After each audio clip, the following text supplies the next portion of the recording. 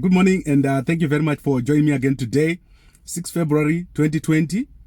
And today I want to go straight into the issue of the missing $2 million from the MDC, which was reported by Newsday yesterday. I think Newsday did a very good job, and I was surprised to see David Coltart denying the story when the information that he had given there was very, very clear. It is clear that there's missing money in the MDC, and I've personally talked to members of the senior leadership of the MDC who confirmed that there's issues with missing money in the MDC. So what I want to do is I want to briefly give you how this money went missing, and then I will give you my opinion of what needs to be improved within the MDC. So the first thing I want to say is that David Coltart is incorrect to say that political parties in Zimbabwe are not getting audited. That is the wrong standard. You should not be comparing yourself to people who don't get audited. Getting audited when you're handling public funds is not negotiable. You have to be audited, and the people who handle funds should know that if they make a mistake, there will be consequences. So if someone steals MDC money, people should not be smiling and laughing and trying to make excuses. Stealing MDC money should get someone dismissed from the party, because the MDC is an alternative to ZANU-PF. So this is something that I wanted to mention before we started. An annual audit is in the constitution of the MDC. It is not a nice to have. It is something that needs to happen. And the person who should be pushing this is the chairman, who is Tabita Kumalo. Tabita Kumalo totally absent when it comes to governance. She is the person in charge of governance within the MDC. And at the moment, poor governance is what is leading to theft within the MDC. Senior leaders within the MDC are very, very unhappy. They are very angry. They have confronted David Coltart before, asking him to carry out an investigation. So instead of having an audit, the MDC leadership right now, especially Tabita Kumalo, should be announcing an investigation into what has happened to the money which the MDC lost within the past few months. So I received a call from one of the members of the National Council there in Harare a few weeks back. And they said that there's concern within the MDC that Nelson Chamisa is no longer interested in pushing for change in Zimbabwe because he's actually enjoying opposition politics. So I had to digest this information. I had to look at the information that he gave me. And the information that he gave me is that money is now a very big problem. It is driving everything that senior leadership is doing in Harare, especially Nelson Chamisa and Hwende. So this guy named these two, and he gave three kinds of fraud that are taking place. He called these frauds. So the first one is that initially Nelson Chamisa, as the president, his activities were supposed to be funded with 20% of all the money that was received from the parliamentary allocation. However, that amount was increased to 60%. So after that amount was increased to 60%, that money is given to Nelson Chamisa and his team to use.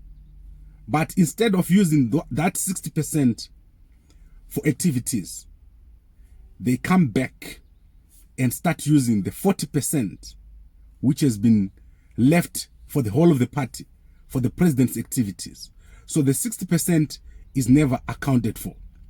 So that is the first issue, this misallocation of the 60%. No one knows what happens to the 60%.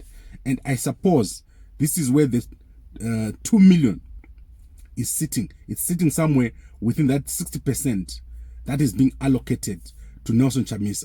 So if I was carrying out an investigation, the first thing that I will look at is how much is Nelson supposed to be allocated? Has he used his 60% for his activities, or has he gone back and used part of the remaining 40% for his activities. And as you know, Charlton Hwende was the Secretary General at the time when all these allocations were being done. There was obviously a changeover. But during the time when Charlton Hwende was still in charge, this was a very big problem. And this complaint about this 60% that goes to the president has driven away donors. People don't want to send money to the MDC anymore. Right, the second issue we have is the issue of conflicts of interests. Conflicts of interests are a very big issue within the MDC. Charlton Hwende and Nelson Chamisa, they reportedly own a company together. So what this guy said to me, these guys own a company together, and everything that happens within the party, the quotations that are taken are basically taken to make sure that that company or whatever company is connected to these guys ends up getting the contract. So he specifically mentioned the issue of the renovations at Harvest House. And he said all these renovations ended up being done by companies connected to Charlton Hwende and Nelson Chamisa. And Charlton Hwende would be in charge of actually selecting these companies. So this is the information that I got regarding what was happening during that construction phase when they were doing internal renovations within the building. Then there's also the issue of printing. Every time there's printing to be done, that printing is being done by companies linked to Charlton Hwende and Nelson Chamisa. And I want to take a bit of time on this issue. And I think this is where the chairman of the party needs to come in. You cannot have the president and the secretary general of a party running a company together. That is just not right, because these two positions are supposed to be different offices that do different things. The moment you have these two people working together, there is a big possibility of collusion, especially when it comes to financial issues. So when this issue came up, that Nelson Chamisa and Charlton Hwende own a company together, this should have been brought up and this situation should have been corrected. It's not possible and it's not ideal for a big party like the MDC to have that setup where the Secretary General and the President own a company together, because they cannot check and balance each other. And this is where you end up with these kind of situations that we have now, where people are now starting to talk. If you see people saying 2 million is missing, it's not coming from the air. It's coming from within the top leadership of the party. People are disgruntled. They want things to be fixed, but the internal processes are not working. So how do you fix the internal process? You fix the internal process by developing a culture of not accepting misappropriation, not accepting embezzlement, not accepting conflict of interest. It should be known that if this kind of thing is reported, it's going to be investigated. The findings are going to be made public. The findings are going to be given to the members. Senior members of the MDC that are very vocal when it comes to ZANU-PF corruption, they must not start defending when they hear that something has gone wrong. Speak up about it, demand answers. That is how you strengthen the MDC, because the MDC needs to be an alternative, and the leaders there need to have an impeccable record. If you have your leaders being questioned, donors stop coming. People who wanted to support you, who are not members, they start doubting you. You will see that your numbers in the election start going down. You are seen as just the same as ZANU-PF. And this is a very, very big problem. So as far as I'm concerned, Newsday did a very good job publishing this story. David Coltart, Tabitha Kumalo, those two key positions, they need to do their job. The audit report belongs in the office of the chairman. It doesn't belong in the office of the Treasurer General or the Secretary General or the President. The chairman and the National Council, those are the people that the report belong to. When this report is given, the audit report, and there's problems, then there should obviously be an investigation, especially in this case where it has already been said that money is missing. I've heard this explanation that money could have been converted into US dollars so that you can protect it from inflation, or so that you can protect it from Thokozani Kupe. All these, they do not hold water, because if the money was available somewhere, you could easily have just given the evidence to people that this money exists. The people obviously who are supposed to have it. You were supposed to see Tabitha Kumalo coming out to speak, because I just don't understand how a chairman can keep quiet when something like this happens, when accusations like this come out.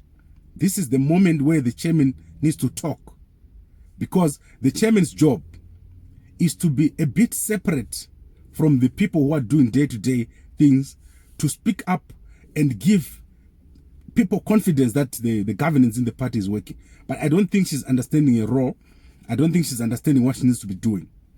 So communication, very, very bad in the MDC.